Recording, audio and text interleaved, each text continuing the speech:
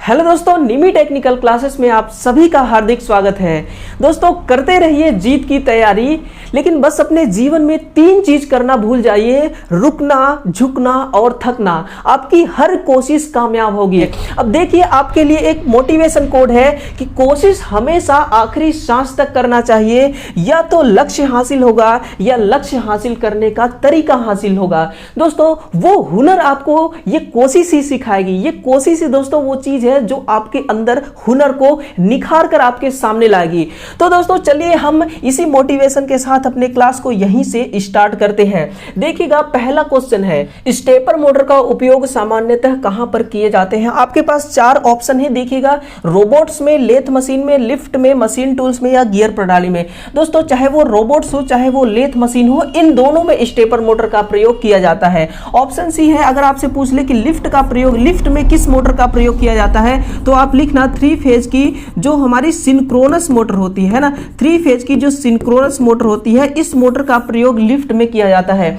आप कभी दोस्तों सोच के आप देखना कि जो लिफ्ट होती है, इसमें दोस्तों जो इसकी स्पीड होती है, ये हमेशा नियत होती है। कभी भी स्पीड अधिक और कम नहीं होती, चाहे लोड शून्य हो या लोड फुल लोड हो। तो आप ध्यान रखना कि 3 फेज का सिंक्रोनस मोटर यहां पे प्रयोग किया जाता है इसी के वजह से। और मशीन टूल्स में दोस्तों आप लिखना जो सिंगल फेज मोटर की रिपल्सन मोटर होती है ना, सिंगल फेज प्रकार के जो रिपल्सन मोटर होती है, इस रिपल्सन मोटर का ही प्रयोग हम करते हैं मशीन टूल्स के अंदर। अगर पूछे गियर प्रणाली में, तो लिखना गियर प्रणाली के अंदर हम हिस्टैरिसीस मोटर का प्रयोग हम गियर प्रणाली में करते हैं। क्लियर है? तो ये है दोस्तों सारे ऑप्शन के सारे आंसर। रोबोट्स में हम और लेथ मशीन के अंदर स्टेपर मोटर का प्रयोग करते हैं। दोस्तों, आप इस डायग्राम, इस फोटो को आप ध्यान से देखिए। ये जो फोटो आपके सामने दिख रही है, ये है एक रजनीकांत जी का रोबोट्स के अंदर हम स्टेपर मोटर का प्रयोग करते हैं। आप एक चीज यहां से ध्यान से देखना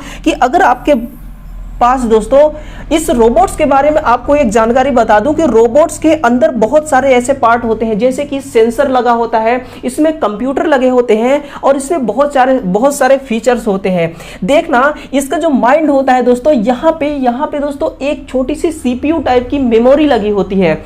हम उस मेमोरी में किसी प्रकार का अगर हमें डेटा सेंड करना है इस रोबोट्स के अंदर, तो यहाँ पे एक डाटा कनेक्ट करने के लिए, डाटा केबल कनेक्ट करने के लिए दोस्तों यहाँ पे एक पॉइंट होता है। उस पॉइंट से आप अपने लैपटॉप किसी सिस्टम को कनेक्ट कर सकते हैं। यानी कि यहाँ पे जनरल फीचर्स होते हैं, है ना,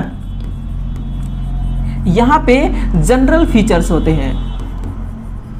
जैसे कि आपको इस रोबोट्स में किसी प्रकार का कोई नया फंक्शन डालना है, कोई नया सॉफ्टवेयर डालना है, तो आप कैसे डालेंगे? इस यहाँ पे एक पॉइंट लगी होती है, पॉइंट दिया हुआ होता है। ठीक है, अब देखना, इसके पैर में ऐसा कहा जाता है कि जो रोबोट्स के पैर होते हैं, यहाँ पे होते हैं सॉफ्टवेयर, है ना, यहाँ पे सॉफ्टवेयर लगा होता है दोस्तों। और इसी सॉफ्टवेयर की मदद से ये रोबोट्स काम करते हैं। जितना अच्छा सॉफ्टवेयर काम करेगा, रोबोट्स भी उतनी अच्छी परफॉर्मेंस अपनी देंगे। क्लियर है? यहाँ पे दोस्तों आप देखना, इनके कमर के पास सेंसर लगी होती है ना, इनके कमर के पास सेंसर लगी होती है। जैसे कि हमारे अंदर, ह्यूमन के अंदर भी एक सेंसर होती है। आप खुद सोच के देखिए, मान लीजिए कि अगर मिठाई दोस्तों कभी बहुत दूर होटल पे बन रही होती है, लेकिन खुशबू हमारे नाक तक आ जाती है, तो हमें पता चल जाता है कि ये मिठाई की खुशबू है। वो एक सेंसर है, वो एक नाक के यानी कि बॉडी के अंदर एक सेंसर लगी है, वो सेंस कर लेता है।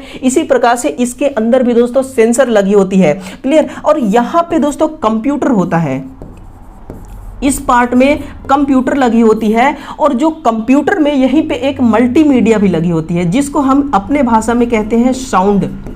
यानी कि जब रोबोट्स बोलता है अपने मुंह से, तो आवाज उसके मुंह से नहीं आती है ना, आवाज कहां पे आती है? उसके साउंड से। अब कोई दोस्तों ये फिक्स नहीं है कि ये साउंड, यानी कि ये कंप्यूटर इसके घुटने पे ही सेट हो, कहीं पे भी सेट किया जा सकता है, लेकिन जनरली यहीं पे सेट किया जाता है कंप्यूटर को। अब देखना, यहां पे सेट किया जाता है बैटरी। रोबोट के अंदर दोस्तों बैटरी लगी होती है। वो अक्सर देखना, जो रोबोट्स के अंदर बैटरी होती है वो हमेशा दोस्तों 48 वोल्ट की, यानी कि ज्यादातर 48 वोल्ट की बैटरी को प्रयोग में लेते हैं रोबोट्स के अंदर। अगर आपसे पूछे कि कौन सी बैटरी होती है, तो आप लिखना लिथियम आयन, है ना, लिथियम आयन प्रकार की बैटरी होती है। तो दोस्तों इसमें मोटर कौन सा है, तो आप लिखना स्टेपर मोटर, है ना, स्टेपर मोटर। ये दोस्तों स्टेपर मोटर की एक खासियत होती है कि जब भी आप इसको सप्लाई देंगे ये कभी भी तुरंत काम नहीं करता, यानी कि ये स्टेप बाय स्टेप में काम करते हैं। जैसे कि ये रोबोट स्टेप बाय स्टेप में काम करता है, उसी प्रकार से मोटर भी स्टेप बाय स्टेप में काम करता है। यानी कि इस रोबोट को चलाने वाला कौन है, तो उसको चलाने वाला है मोटर। क्लियर है। नेक्स्ट क्वेश्चन देखिएगा कि सिंगल फेज इंडक्शन मोटर के स्टेटर का आकार कैसा होता है, अंडाकार, गोलाकार, त्रिभुजाकार, वलयाकार या आयताकार। दोस्तों ये है आपके सामने एक इंडक्शन मोटर का स्टेटर, चाहे वो सिंगल फेज इंडक्शन मोटर हो या 3 फेज इंडक्शन मोटर हो। दोस्तों एग्जाम में कभी भी ये नहीं पूछता कि सिंगल फेज इंडक्शन मोटर का स्टेटर का आकार बताइए या फिर 3 फेज का, वो हमेशा यही कहता है कि स्टेटर का आकार कैसा होता है। तो देखिए यहां पे आपके सामने है स्टेटर का आकार, ये है स्टेटर। दोस्तों यहां वाले पार्ट को आपको नहीं देखना है, इस वाले पार्ट को आपको बिल्कुल भी नहीं देखना है। क्लियर। ये पार्ट तो आपका गोलाकार का दिखाई दे रहा है, कैसा है, ये गोले आकार का दिखाई दे रहा है। लेकिन क्या स्टेटर का आकार गोलाकार होता है, बिल्कुल नहीं। फिर किस आकार का होता है, ये दोस्तों हमेशा लिखना, ये वलयाकार होगा, वलयाकार। लेकिन ऑप्शन दोस्तों इसके 3 करेक्ट हैं और दूसरी कौन है, तो लिखना बेलनाकार, है ना। दूसरा होगा बेलनाकार, बेलनाकार। फिर एक और ऑप्शन आता है, वो होता है खोखला बेलनाकार, खोखला बेलनाकार। अब एग्जाम में ना दोस्तों, एग्जाम में इन तीनों ऑप्शन में से किसी भी एक ऑप्शन को उठा के दे देगा। आप देखना, इस चीज को आप नोट करना, वलयाकार भी हो सकता है, बेलनाकार और खोखला बेलनाकार। यानी कि जब इसमें आर्मेचर ना हो तो इसकी बॉडी देखिए किस प्रकार की, इसकी स्टेटर बॉडी किस आकार की होगी, तो ये बेलनाकार भी हो सकता है, खोखला बेलनाकार और वलयाकार। क्लियर। ये है दोस्तों इसका फाउंडेशन, ये क्या है इसका, यह है इसका फाउंडेशन, जिसकी मदद से इसको इंस्टॉल किया जाता है, मोटर को कहीं पे रखी जाती है। क्लियर है। चलिए हम नेक्स्ट क्वेश्चन की तरफ आगे बढ़ते हैं। देखिएगा स्टैंड स्टिल अवस्था में सिंगल फेज मोटर के स्लिप का मान कितना होगा। अब ध्यान देना दोस्तों, सबसे पहले हम ये समझेंगे कि जो हमारी स्टैंड स्टिल पोजीशन होती है ये क्या होती है, फिर हम समझेंगे कि स्लिप जो होती है ये क्या चीज है, स्लिप क्या चीज है। देखिए जब मोटर को आप सप्लाई नहीं देते हैं, यानी कि मोटर जब दोस्तों रुकी हुई होती है, उसका जो शाफ्ट है वो गति नहीं कर रही होती है, उस वक्त आपको यह समझना है कि जब मोटर रुकी हुई होगी, जब मोटर का रोटर एक स्थान पर रुकी हुई होगी, तो वो किस अवस्था में होगी, वो स्थिर अवस्था में होगी, है ना। वो किस अवस्था में, स्थिर अवस्था में होगी। तो इस अवस्था को हम किस नाम से जानते हैं, इसी को हम कहते हैं स्टैंड स्टिल। स्टैंड का मतलब होता है रुकना, स्टैंड का क्या मतलब होता है, रुकना। और स्टिल का मतलब होता है दोस्तों कि एक जगह फिक्स हो जाना, है ना। यानी कि एक जगह ये मोटर का रोटर रुकी हुई है, इसी अवस्था को कहते हैं स्टैंड स्टिल अवस्था।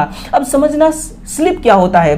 देखना दोस्तों, यह है स्टेटर का मोटर का रोटर और ये ऊपर वाली है इसका स्टेटर। अब इसमें आप एक चीज ध्यान देना कि जब भी मोटर को सिंगल फेज की सप्लाई फेज और न्यूट्रल देते हैं, तो इसका जो यहाँ पे वाइंडिंग होगा, यहाँ पे स्टार्टिंग वाइंडिंग और रनिंग वाइंडिंग होगी, इसमें मैग्नेटिक फ्लक्स जनरेट हो जाएगा। क्या, मैग्नेटिक फ्लक्स, जिसको हम ये भी कहते हैं दोस्तों चुंबकीय क्षेत्र, जिसको हम चुंबकीय क्षेत्र के नाम से भी जानते हैं। ये चुंबकीय क्षेत्र इस कॉइल में उत्पन्न होगा, फिर क्या करेगा, आप देखिए ये रोटर और स्टेटर के बीच में क्या है, एयर गैप है। तो इस एयर गैप में ये सिंक्रोनस स्पीड से घूमना स्टार्ट कर देगा, है ना। क्या करेगा, ये घूमना स्टार्ट कर देगा। ये किस स्पीड से घूम रही है, एनएस स्पीड से। तो जो रोटर होता है वो कभी भी सिंक्रोनस स्पीड से नहीं घूमता, है ना। एनएस और रोटर स्पीड को हम एनआर से दर्शाते हैं। तो एनएस और एनआर का जो माइनस होता है उसी को कहते हैं स्लिप। तो स्लिप दोस्तों हमेशा मोटर में होता ही होता है। सिंक्रोनस स्पीड पे कभी भी मोटर, सिंगल फेज मोटर नहीं रन कर सकती है। क्लियर। तो ये होती है स्लिप। अब देखना, जब मोटर रुक रुकी हुई है सिंगल फेज इंडक्शन मोटर तो स्लिप का मान कितना होगा, बहुत अधिक होगा। अधिक कहने का मतलब कितना होगी, इकाई, है ना। इकाई का मान कितना होता है, 1। ऑप्शन नंबर बी इसका करेक्ट आंसर होगा कि स्टैंड स्टिल अवस्था में जो सिंगल फेज इंडक्शन मोटर है इसकी जो स्लिप का मान है वो दोस्तों इकाई होती है। जैसे जैसे रोटर अपनी स्पीड को बढ़ाती जाती है स्लिप का मान घटता जाता है। अब देखना जो रोटर की गति होती है, रोटर की गति दोस्तों स्लिप के व्युत्क्रमानुपाती होती है ना। अगर आप गति को बढ़ाते हैं तो स्लिप घटती जाएगी, अगर स्लिप को कम करना है तो आपको गति को बढ़ाना होगा। क्लियर। ऑप्शन नंबर दोस्तों बी इसका करेक्ट आंसर है। नेक्स्ट क्वेश्चन है कि 25% की ओवरलोडिंग हो जाने पर भी उच्च दक्षता पर कार्य करने वाली मोटर कौन सी है। दोस्तों बहुत ही प्यारा सा क्वेश्चन है, इसका आंसर दीजिए कि एक ऐसा मोटर है जो 25% ओवरलोडिंग देने पर भी ये उच्च दक्षता पर काम करती है, वो मोटर है capacitor start capacitor run motor. इसके डायग्राम के साथ अपन समझते हैं दोस्तों कि क्या होता है, कैसे होता है। अब देखिए यहां पे हमारी स्टार्टिंग वाइंडिंग इसी के साथ में स्टार्टिंग वाइंडिंग के साथ में कैपेसिटर और सेंट्रीफ्यूगल स्विच लगी होती है। यहां पे होगी रनिंग वाइंडिंग, इसी के समांतर क्रम में दोस्तों एक होगा कैपेसिटर जो कि उच्च निम्न मान की कैपेसिटर है। यहां से हम फेज देंगे, यहां से हम न्यूट्रल देंगे। ये capacitor start capacitor run motor की डायग्राम है। क्लियर है। अब देखिए दोस्तों ये जो कैपेसिटर है, ये निम्न मान का कैपेसिटर है ना। किस मान का, ये निम्न मान की कैपेसिटर है और ये वाली उच्च मान की कैपेसिटर है। यानी कि उच्च मान की कैपेसिटर है, सॉरी ये उल्टा हो गया, ये उच्च मान की कैपेसिटर होगी, है ना। ये उच्च मान की है और ये वाली कैपेसिटर निम्न मान की कैपेसिटर होती है। जैसे ये मोटर को सप्लाई देते हैं, ये क्या करता है दोस्तों, ये उच्च मान की जो कैपेसिटर है हाई स्टार्टिंग टॉर्क उत्पन्न करता है और इतना स्टार्टिंग टॉर्क उत्पन्न करता है कि इसका पूर्ण लोड, नोट करना, जो इसका फुल लोड होता है इस फुल लोड का 3 गुना, कितना, इस फुल लोड का दोस्तों 3 गुना स्टार्टिंग टॉर्क होती है capacitor start capacitor run motor की। यानी कि फुल लोड का 3 गुना होता है starting torque capacitor start capacitor run motor की। यानी कि इसका जो स्टार्टिंग टॉर्क है बहुत अधिक है, इसलिए जब आप इसमें लोड देंगे तो फुल लोड के बाद भी आप 25% लोड एक्स्ट्रा कनेक्ट कर देंगे तो भी दोस्तों ये उच्च दक्षता पर काम करेगा। वजह क्या है, सिर्फ ये कैपेसिटर, यानी कि दोस्तों ये कैपेसिटर है मोटर में इतना हाई स्टार्टिंग टॉर्क बना देती है कि जो फुल लोड के 3 गुना अधिक स्टार्टिंग टॉर्क होती है। और कुछ पॉइंट लिखना, अगर आपसे पूछे कि capacitor start capacitor run motor की जो स्टार्टिंग करंट है, आप नोट कीजिएगा, जो स्टार्टिंग दोस्तों इसकी जो धारा होती है ये धारा निम्न होती है। कितना होती है, निम्न। और कुछ पॉइंट लिखना, जो इसका रनिंग टाइम है, जो इसका रनिंग टाइम दोस्तों और इसके साथ में इसी का स्टार्टिंग टाइम है ना, रनिंग टाइम और स्टार्टिंग टाइम दोनों समय में जो पावर फैक्टर का मान होता है ना, जो पावर फैक्टर का मान है वो पावर फैक्टर दोस्तों उच्च होता है। स्टार्टिंग और रनिंग दोनों टाइम में पावर फैक्टर का मान उच्च होता है capacitor start capacitor run motor में। तो इसका आंसर क्या होगा दोस्तों, capacitor start capacitor run motor. Clear है। अगला क्वेश्चन देखिएगा कि कैस्केड कंट्रोलिंग सिस्टम द्वारा किन मोटरों की स्पीड को कंट्रोल किया जाता है। Hysteresis motor, reluctance motor, wound rotor motor या फिर इनमें से कोई नहीं। कैस्केड नियंत्रण द्वारा दोस्तों जो हमारी स्लिप रिंग इंडक्शन मोटर होती है इसी मोटर की स्पीड को कंट्रोल किया जाता है। आप एक चीज ध्यान रखना कि जो इसमें मोटर होती है दोस्तों ये हमेशा इसमें 2 स्लिप रिंग मोटर होती है। कितनी, 2 स्लिप रिंग मोटर होंगी। आप इस चीज को ध्यान रखना कि जो कैस्केड नियंत्रण, जो ये हमारी कैस्केड नियंत्रण है ना, कैस्केड के द्वारा हम जो मोटर की स्पीड को कम कर रहे हैं वो इस विधि में कितने मोटर का प्रयोग किया जाता है, 2 स्लिप रिंग मोटर होती है। और जो प्रतिरोध का मान है इसमें दोस्तों प्रतिरोध के द्वारा स्पीड को कंट्रोल करते हैं ना, प्रतिरोध के द्वारा स्पीड को कंट्रोल करते हैं। आप इस चीज को नोट कीजिए, प्रतिरोध के द्वारा स्पीड को कंट्रोल किया जाता है। जैसे ही आप रेजिस्टेंस का मान बढ़ाएंगे, नोट कीजिएगा, जैसे आप प्रतिरोध का मान बढ़ाएंगे दोस्तों प्रतिरोध के व्युत्क्रमानुपाती होती है स्पीड, है ना। प्रतिरोध के मान को आप बढ़ाइए स्पीड हो जाएगी डाउन। तो आपसे कभी भी एग्जाम में ये पूछ सकता है कि कैस्केड कंट्रोलिंग सिस्टम में हम किसके द्वारा स्पीड को कंट्रोल करते हैं, तो आपको लिखना है हम प्रतिरोध के द्वारा। प्रतिरोध के मान को बढ़ाते हैं तो स्पीड का मान डाउन होता है। लेकिन आप एक चीज यहाँ पे ध्यान रखना दोस्तों, स्पीड जैसे ही कम होती है, स्पीड के कम होते ही जो टॉर्क का मान है ना, ये जो टॉर्क है दोस्तों, ये टॉर्क भी घट जाती है। ये टॉर्क क्या करती है, टॉर्क का मान भी घट जाती है। लेकिन दोस्तों इसका जो पावर फैक्टर है ना, पावर फैक्टर का मान बहुत ही कम हो जाता है। अगर पावर फैक्टर दोस्तों कम हो गया तो आप समझिए मोटर की जो दक्षता है, कार्य करने की जो क्षमता है, वो क्षमता कम हो जाती है अगर पावर फैक्टर कम हो गई तो। ठीक है, तो ये है दोस्तों इसका निगेटिव पॉइंट कि पावर फैक्टर कम हो जाता है और प्रतिरोध को बढ़ाकर स्पीड को कंट्रोल करते हैं। दोस्तों यहां से बहुत सारे क्वेश्चन पूछे जा चुके हैं, ठीक है ना। अगला क्वेश्चन है कि सिंगल फेज इंडक्शन मोटर को बिना कैपेसिटर का स्टार्ट करना संभव है क्या। दोस्तों आपको आंसर देना है कि है या नहीं है। बिल्कुल ऑप्शन दोस्तों ई इसका करेक्ट होगा कि है। तो हम कैपेसिटर क्यों लगाते हैं, अब सुनना मेरी बात को ध्यान से दोस्तों। जब हम सिंगल फेज इंडक्शन मोटर को हम क्या करते हैं कि जब इसको सप्लाई से कनेक्ट करते हैं दोस्तों, जैसे ही इसको सप्लाई से कनेक्ट करेंगे तो सिंगल फेज इंडक्शन मोटर में क्या मैग्नेटिक फ्लक्स जनरेट होता है।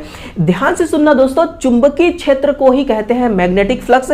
कुछ स्टूडेंट अगर कंफ्यूज होते होंगे तो कंफ्यूज नहीं होना है, ठीक है ना। आप चाहे इसको मैग्नेटिक फ्लक्स बोलिए, आप चाहे इसको मैग्नेटिक फ्लक्स बोलिए, या फिर इसको बोलिए चुंबकीय क्षेत्र, या फिर इसको चुंबकीय क्षेत्र बोलिए, दोनों ही दोस्तों एक समान है, दोनों ही एक बराबर है।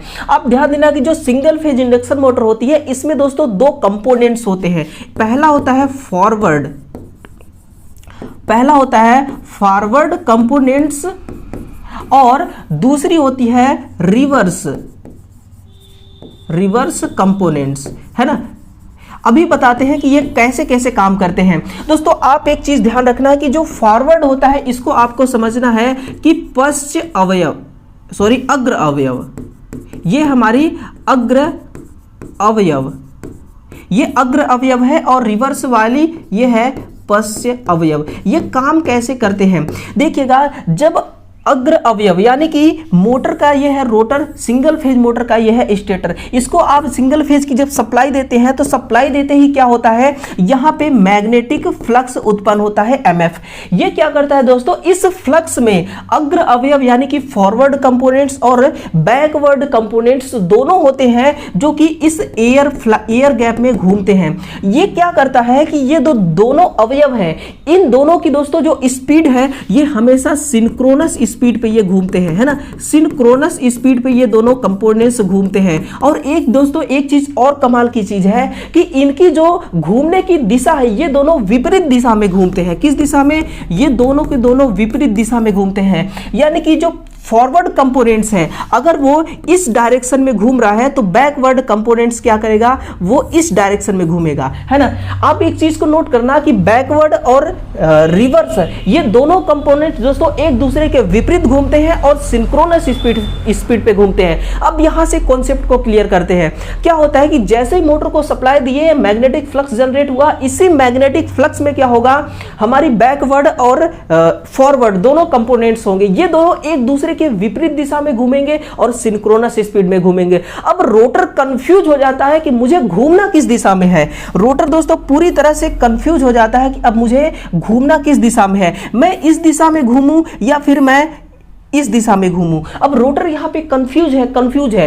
अगर इनमें से किसी भी एक कंपोनेंट्स की स्पीड कम हो जाए या फिर अधिक हो जाए तो रोटर उसी दिशा में घूमने लगेगा। तो आप क्या करेंगे कि कैपेसिटर आपके पास नहीं है तो आप अपने हाथों से मोटर के शाफ्ट को घुमा दीजिए। अब जिस डायरेक्शन में मोटर के शाफ्ट को घुमाएंगे मोटर का शाफ्ट यानी कि मोटर का रोटर उसी दिशा में घूमना स्टार्ट हो जाएगा। मोटर का रोटर भूल जाएगा कि मुझे क्लॉकवाइज दिशा में घूमना है या एंटी क्लॉकवाइज दिशा में। जिस दिशा में दोस्तों, यानी कि अगर आप फॉरवर्ड कंपोनेंट्स के स्पीड को थोड़ा सा बढ़ा देते हैं तो इसी के डायरेक्शन में घूमना स्टार्ट हो जाएगा। अगर रिवर्स यानी कि बैकवर्ड कंपोनेंट्स के डायरेक्शन में आप रोटर को घुमाते हैं तो रोटर फिर बैकवर्ड कंपोनेंट्स के डायरेक्शन में घूमना स्टार्ट कर देगा। ठीक है, तो आप बिना कैपेसिटर के भी दोस्तों सिंगल फेज इंडक्शन मोटर को घुमा सकते हैं। लेकिन यहां पे एक प्रॉब्लम आती है कि आप कब तक हाथों से घुमाएंगे, आप कब तक हाथों से घुमाएंगे दोस्तों। इसलिए इसका करेक्ट आंसर होगा ऑप्शन नंबर ई। हां, ठीक है। नेक्स्ट है कि पावर फैक्टर के घट जाने से मोटर में कौन सा प्रभाव पड़ेगा,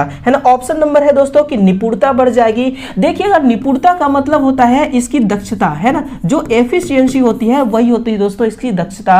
स्लिप का मान बढ़ जाएगी, टॉर्क बढ़ जाएगी, हानि बढ़ जाएगी या करंट का मान बढ़ जाएगा। देखिए, स्लिप का मान तो तब बढ़ता है जब एनएस यानी सिंक्रोनस स्पीड और रोटर स्पीड दोस्तों इनमें बहुत अधिक अंतर होता है, तभी इसमें बहुत अधिक अंतर होता है। यानी कि सिंक्रोनस स्पीड मान लीजिए कि 3000 आरपीएम पे घूम रही है और जो रोटर की स्पीड है दोस्तों ये 1000 आरपीएम पे घूम रही है, यानी कि 2000 आरपीएम का डिफरेंस है। स्लिप का मान बहुत अधिक होगी।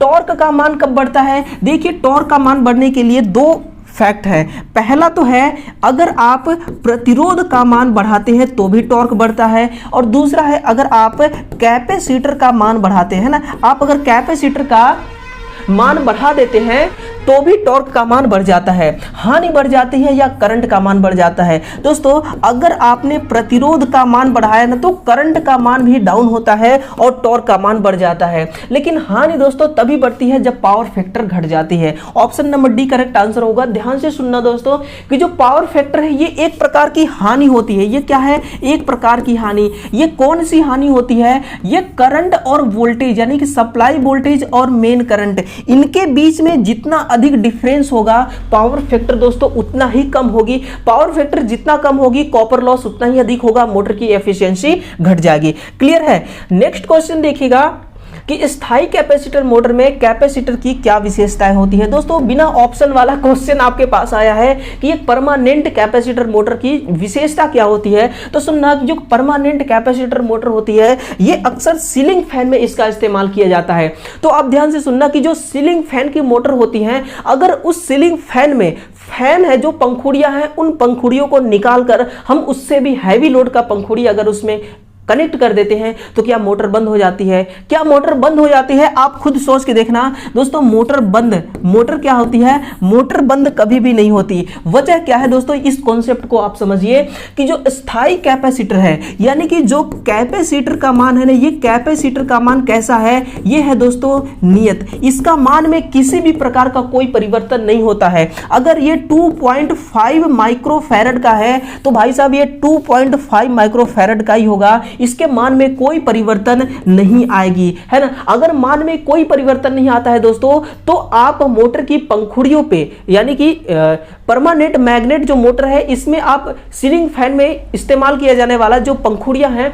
इन पंखुड़ियों को आप निकालकर हैवी लोड का पंखुड़ी लगा देंगे तो भी ये स्थायी मोटर आराम से चलती रहेगी। वजह क्या है कि ये कैपेसिटर नियत मान का है, इसका मान कभी भी चेंज नहीं हो सकता। अगर इसके जगह पे आप वेरिएबल कैपेसिटर लगाते है ना, इसके मान पे आप परिवर्तित कैपेसिटर लगा देते तो वो परिवर्तित कैपेसिटर क्या करता कि जैसे ही मोटर पे लोड बढ़ता तुरंत मोटर रुक जाती। मोटर क्या करती? तुरंत रुक जाती। लेकिन ऐसा होता नहीं। वजह सिर्फ यही दोस्तों कि फिक्स मान का कैपेसिटर होने के कारण। यही इसकी सबसे बड़ी खासियत है दोस्तों, यही इसकी सबसे बड़ी विशेषता है। अब देखिएगा नेक्स्ट क्वेश्चन है कि शेडेड पोल मोटर में घूमता हुआ मैग्नेटिक फील्ड तथा रोटर की गति की दिशा को कौन तय करता है? ध्यान देना, ऑप्शन नंबर है, ऑप्शन नंबर ए इसका करेक्ट आंसर होगा दोस्तों कि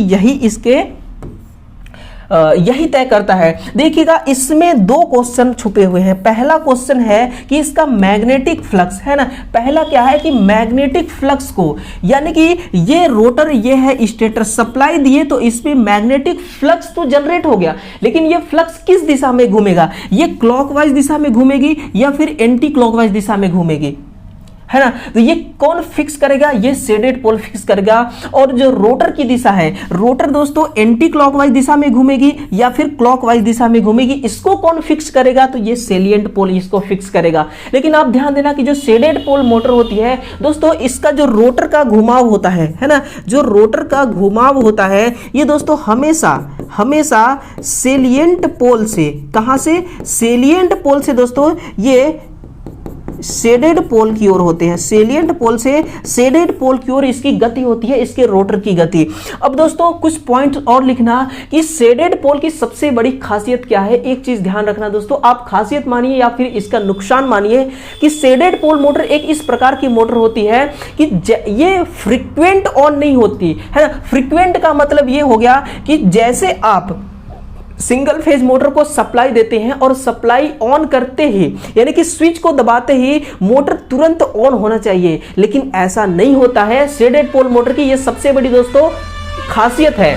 ये शेडेड पोल मोटर की सबसे बड़ी खासियत है कि जैसे आप शेडेड पोल मोटर को सप्लाई दिए तो तुरंत चालू नहीं होता है, फ्रीक्वेंट ऑन नहीं होता है, कुछ टाइम बाद ऑन होता है। इसीलिए दोस्तों इसको हम रोबोट्स में भी उपयोग करते हैं। कहां पे? रोबोट्स में, और जो विद्युत घड़ियां होती है ना, इनमें भी हम प्रयोग करते हैं। आपने देखा होगा दोस्तों, आप घड़ी की सेल खत्म हो जाती है तो आप घड़ी पे सेल लगाती हैं, दीवार घड़ी पे, तो सेल लगाते ही तुरंत चलना स्टार्ट नहीं होता, वो 2 सेकेंड 4 सेकेंड इतने टाइम बाद ही स्टार्ट होती है। यानी कि हम जब घड़ी में जब हम वो बैटरी लगाते हैं तो वो तुरंत काम करना स्टार्ट नहीं करती। यही शेडेड पोल की दोस्तों खासियत है कि ये फ्रीक्वेंट ऑन नहीं होती है।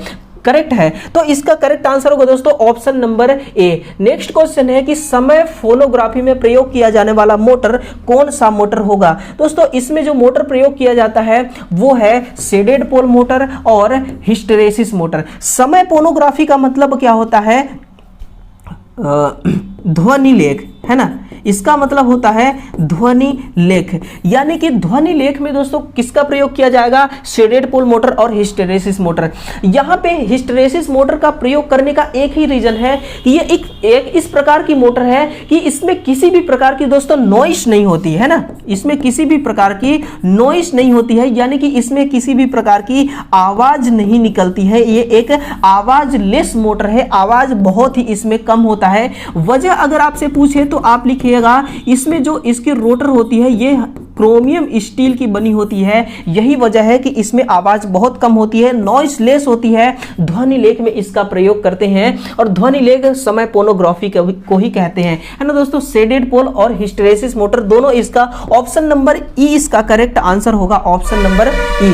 क्लियर है? तो दोस्तों ये क्लास कैसी लगी? अगर अच्छी लगी तो एक लाइक, और दोस्तों इस क्लास को अधिक से अधिक शेयर करें, और पहली बार इस चैनल पे आप विजिट किए हैं तो चैनल को सब्सक्राइब जरूर करिए। तो दोस्तों कल फिर हम एक नए टॉपिक के साथ आपके सामने फिर से मुलाकात करते हैं, तब तक के लिए थैंक यू।